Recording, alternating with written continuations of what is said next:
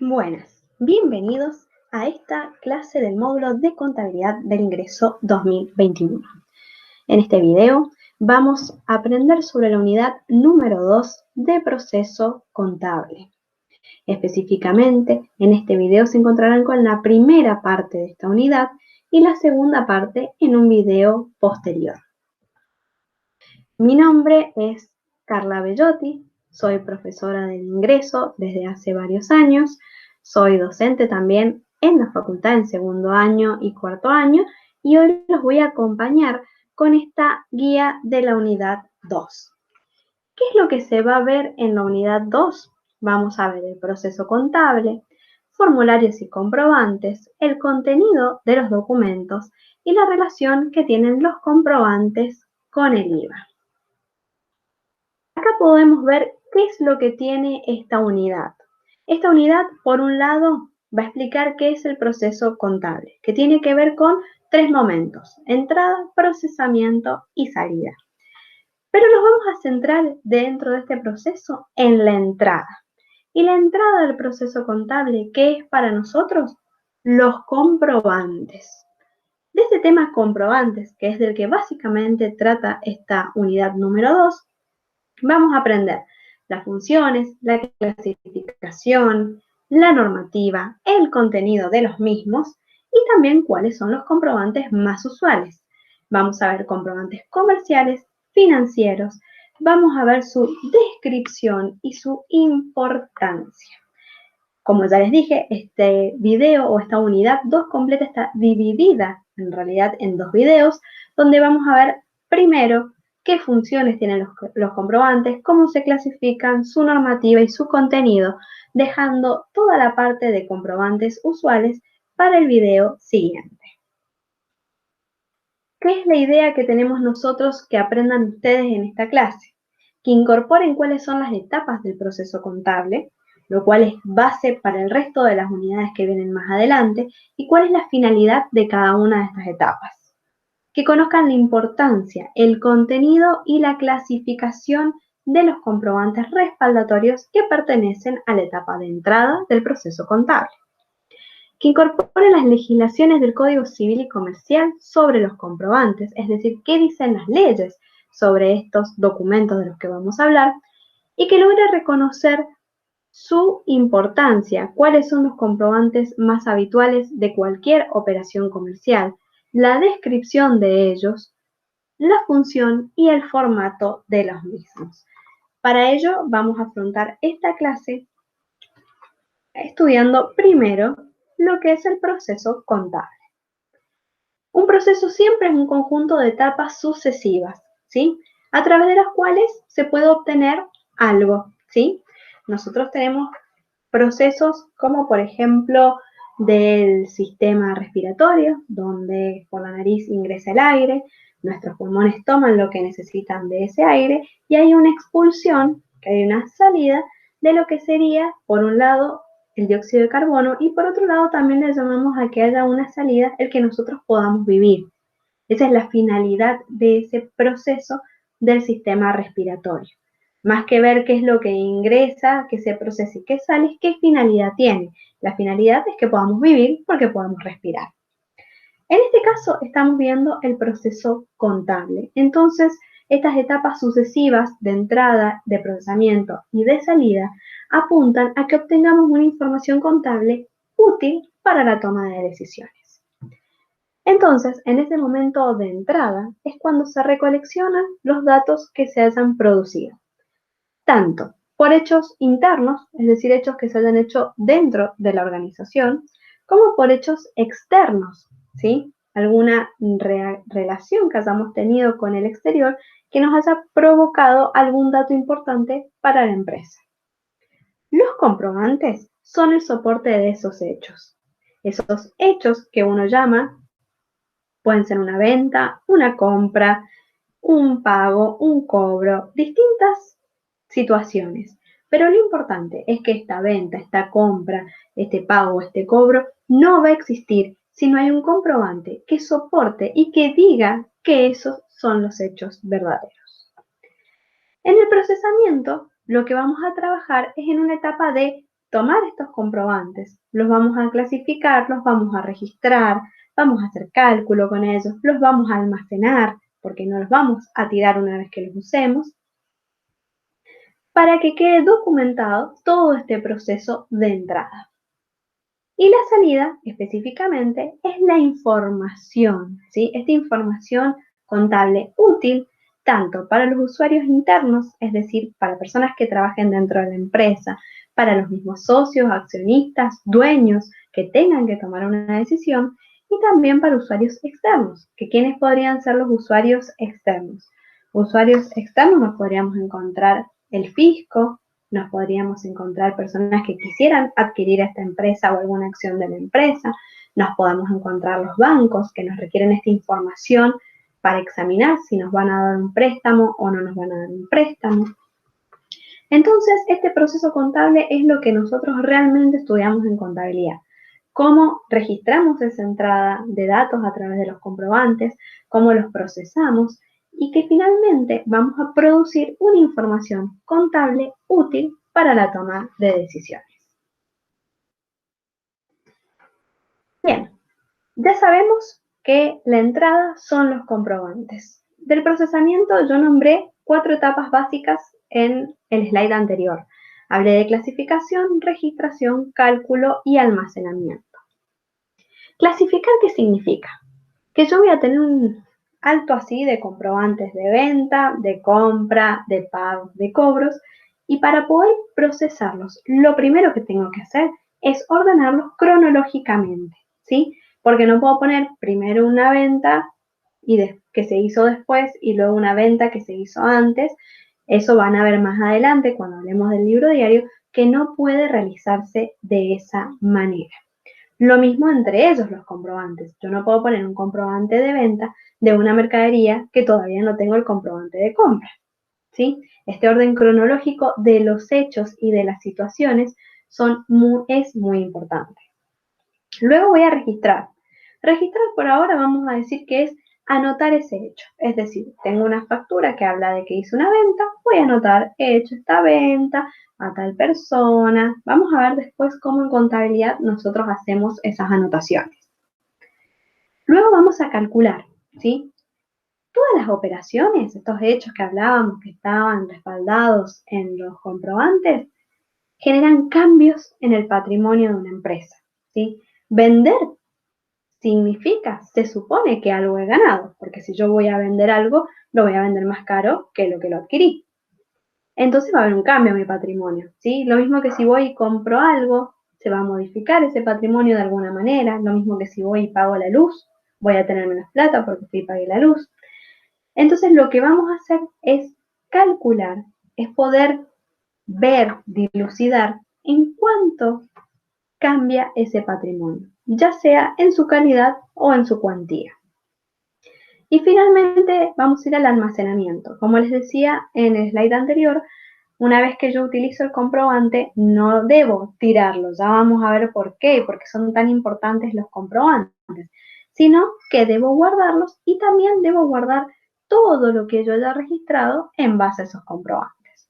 Estos libros contables que nosotros vamos a ver y que vamos a aprender bien más adelante, también deben guardarse, porque guardan relación con todos los hechos que ha realizado la empresa.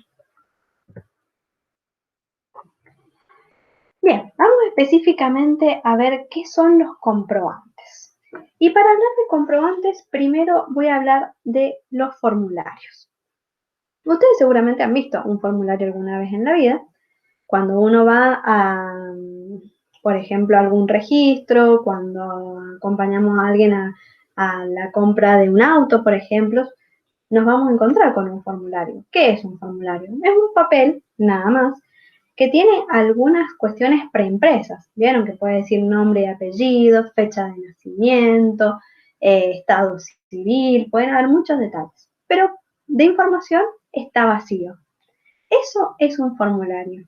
En el caso nuestro, en contabilidad, lo que queremos ver es, por ejemplo, las facturas. Si han tenido alguna vez acceso a un talonario de facturas, van a ver que están preimpresas, que ya dice fecha de la factura, dice también quién compra, dice también el código de la mercadería, el detalle, el importe, dice todo eso, pero no está completo, ¿sí? Dice que se le vende a alguien, pero nosotros tenemos que completar a quien se le vende. Dice que hay una fecha, pero nosotros tenemos que completar la fecha. Entonces, el talón de factura antiguo que se conocía no es ni más ni menos que una cierta cantidad de formularios, que cuando nosotros lo completamos, se transforma en un comprobante, ¿sí? Entonces, los comprobantes no son ni más ni menos que un formulario que se ha completado, ¿sí? En el cual vamos a sentar información del tipo variable. Por eso, la información estática es la que puede llevar el formulario. Puede decir fecha nada más el formulario, pero el día que yo lo estoy llenando va a ser variable, depende del día que yo lo llene. Bien, seguimos más adelante.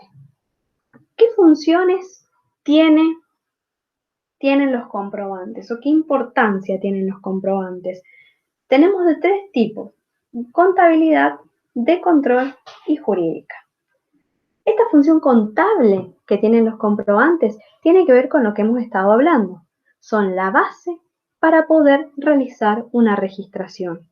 Y también es la base para que cuando alguien lee una registración pueda observar de dónde se obtuvo. Es la constancia de las operaciones que se han realizado. Si yo los consulto, puedo obtener esa información en cualquier momento. Por eso es importante su función contable.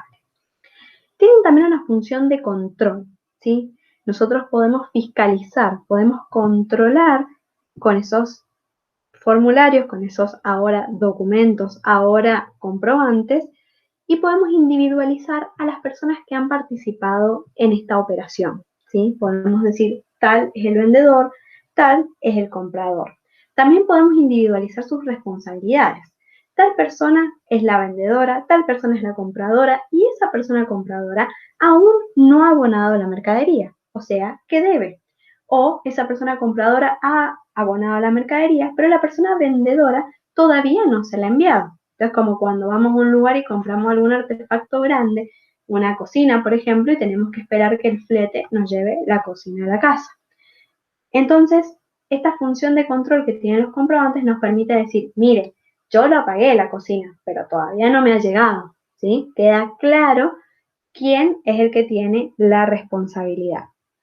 También nos permite, como relacionado con la función contable, verificar la exactitud de lo que dicen los libros contables.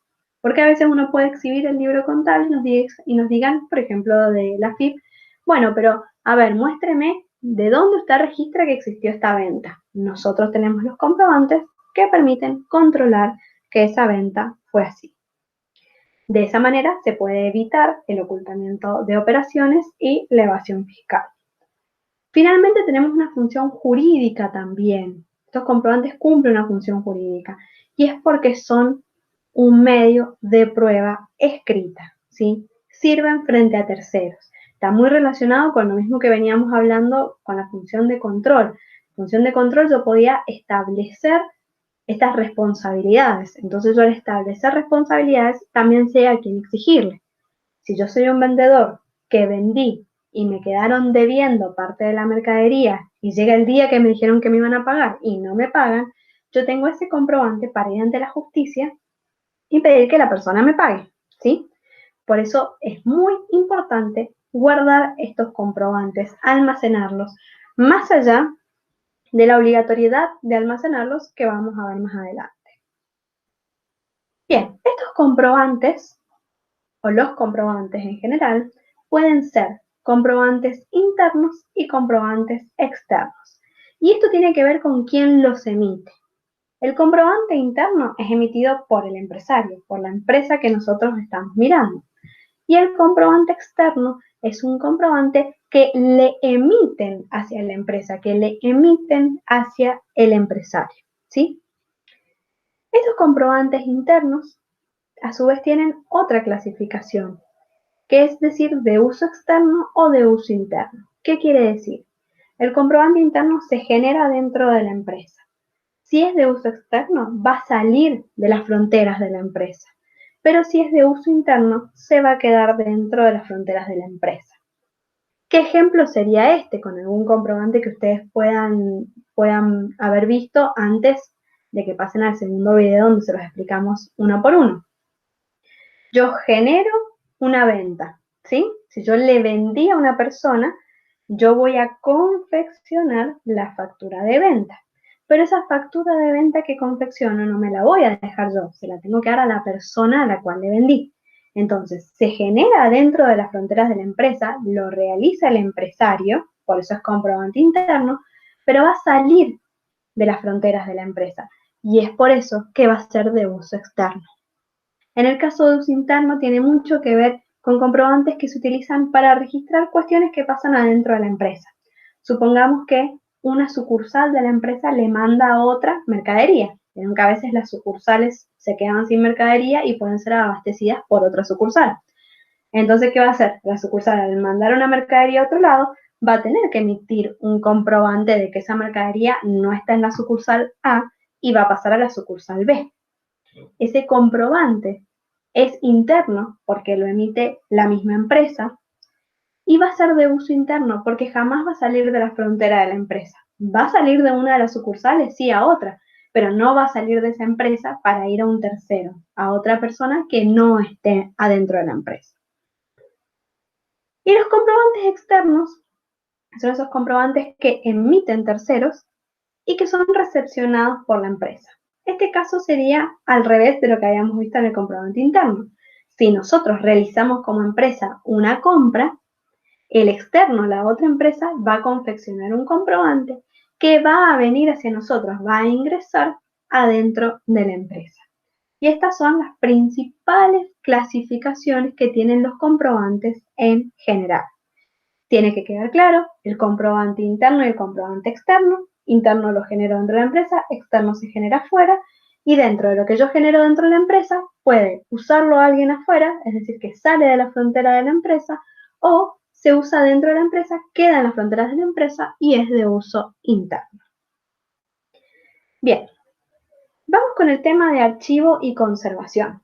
En principio, ¿qué es archivar? Es colocar los documentos en un lugar adecuado. Como les decía yo, en principio no los tiramos, ¿sí? No es que yo registre la factura de venta y al lado en el tachito la tiro. La voy a archivar. ¿Cómo se archiva? Se archiva de acuerdo a la necesidad, ¿sí? Puede ser que me sirva archivar de acuerdo al tipo de comprobante. Entonces tengo una carpeta para las facturas de venta, una carpeta para las facturas de compra. Capaz me conviene archivar de acuerdo dentro de las facturas de venta, de acuerdo a los clientes. Entonces, dentro de esa carpeta de facturas de venta voy a hacer una carpeta para el cliente A, para el cliente B, para el cliente C. Esto tiene que ver nada más con la necesidad que tenga la empresa de buscar y de poder encontrar esa información de manera rápida y sencilla. Bien, el archivo tiene vital importancia, no solo por lo que les decía yo de que no se agarra y se tira, sino porque también las normas nos piden que los guardemos. Nosotros tenemos el pedido de conservación de estos comprobantes en el artículo 328 del Código Civil y Comercial de la Nación, que nos dice que debemos conservarlos por 10 años, a los comprobantes, a los libros contables, a los registros, ¿sí? Nos habla de varios temas que deben ser conservados durante 10 años. Pueden haber algunas excepciones, en algunos casos, que se nos solicite plazos superiores. Pero no vamos a entrar en eso, lo importante que quiero es que ustedes se queden con el tema de los 10 años. Y en el caso de los herederos, deben conservar los libros del causante por este plazo, ¿sí? ¿Quiénes son los herederos y quién es el causante? Cuando una persona fallece, se le denomina causante. ¿Causante de qué? De la apertura de una sucesión. Las personas que van a heredar lo que tenía ese causante o esa persona que falleció son los herederos. Y si ese causante llevaba libros o registros contables, los herederos deben guardarlos por este plazo por si fueran requeridos en algún momento. ¿Por qué se archivan y por qué se conservan? Justamente por las tres principales funciones que les comenté anteriormente. Porque respaldan las registraciones contables, porque controla quién tiene responsabilidad y quién no, porque una persona puede fallecer y aún así estar debiendo algo o que le deban algo, ¿no? Y para que sea un medio de prueba, porque si a esa persona que falleció le deben algo, ahora se lo deben a los herederos, y los herederos pueden ir a reclamarlo a la persona que le debía a quien falleció, o mejor dicho, causante. Bien, esto es lo que nos dicen en cuanto al archivo y la conservación. Específicamente, ¿qué pasa con la obligatoriedad de este archivo y esta conservación? Tenemos disposiciones en el Código Civil y Comercial y también en el órgano recaudador, que es la FIP. ¿Sí? ¿La FIP qué es? Googleen, ¿sí? Es importante que acá cuando aparezca algún término o algo que no conozcan, googleen, más allá de la info que le vamos dando nosotros. La FIP es la Administración Federal de Ingresos Públicos, es la encargada, ¿sí?, de concentrar toda la recaudación de los impuestos nacionales. Está formada por la DGI, que es la Dirección General Impositiva, habla justamente de los impuestos, y por la ANA, la Administración Nacional de Aduanas, ¿sí?, que tiene todo que ver con el tema de exportación e importación.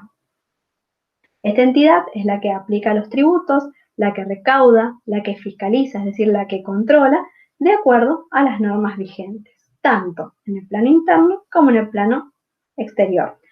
Por esa razón es que ellos también ponen normativa, al igual que nuestro Código Civil y Comercial. Bien, según el Código Civil y Comercial, específicamente habla en el artículo 320 quiénes son las personas obligadas. Las personas obligadas son las personas jurídicas privadas que realizan actividades económicas, siempre que estén organizadas como empresas o establecimientos comerciales.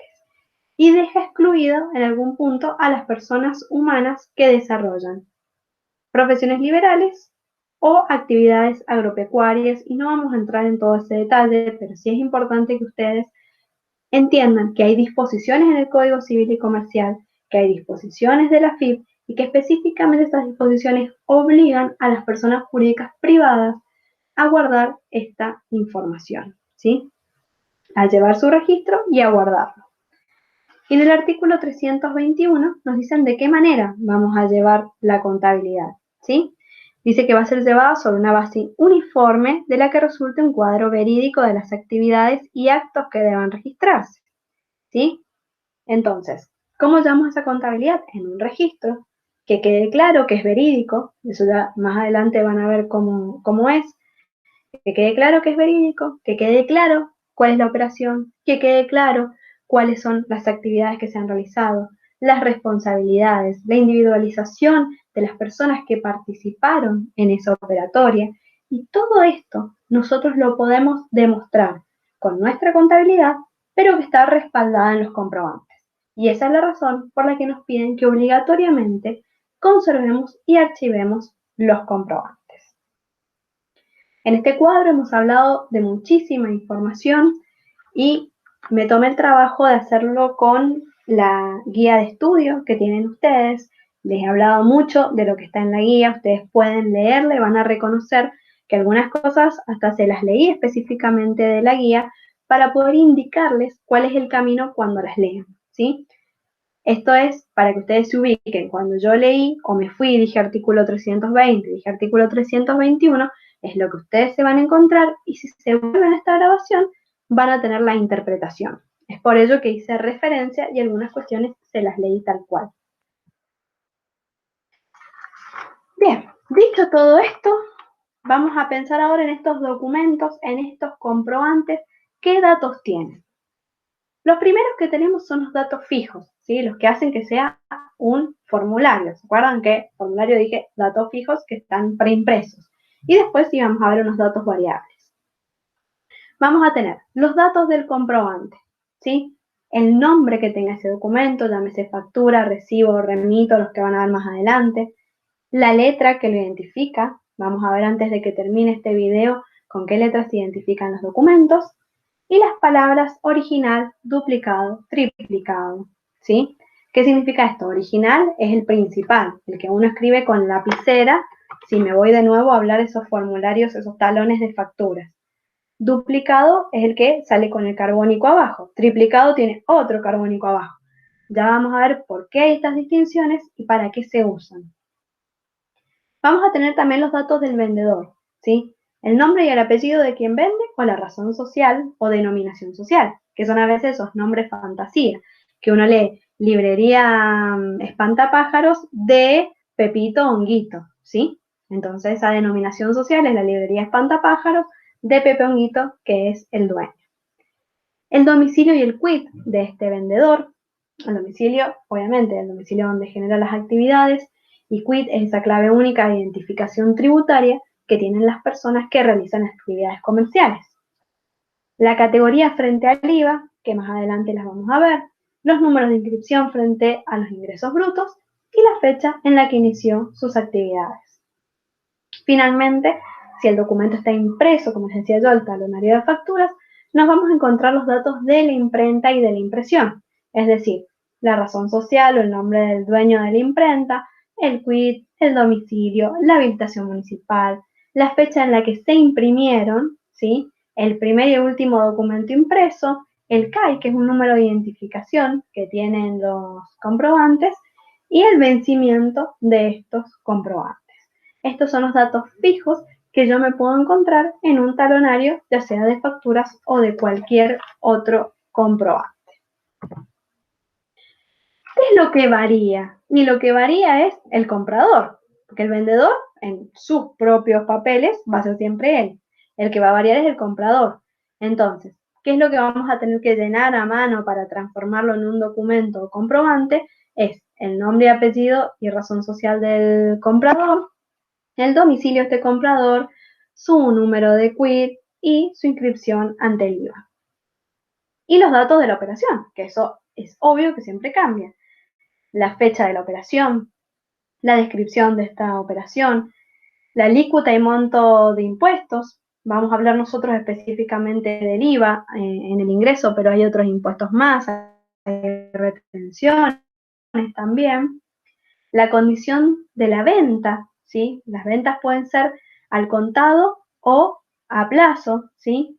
Cuando son al contado, quiere decir que de alguna manera se abonó en ese momento, entonces quiere decir que le pagaron con efectivo o que le dieron un cheque corriente, o también pueden ser a plazo, específicamente en cuenta corriente, que es un acuerdo entre vendedor y comprador. No vamos a entrar en condiciones de venta porque también es tema de otros videos y de otras unidades.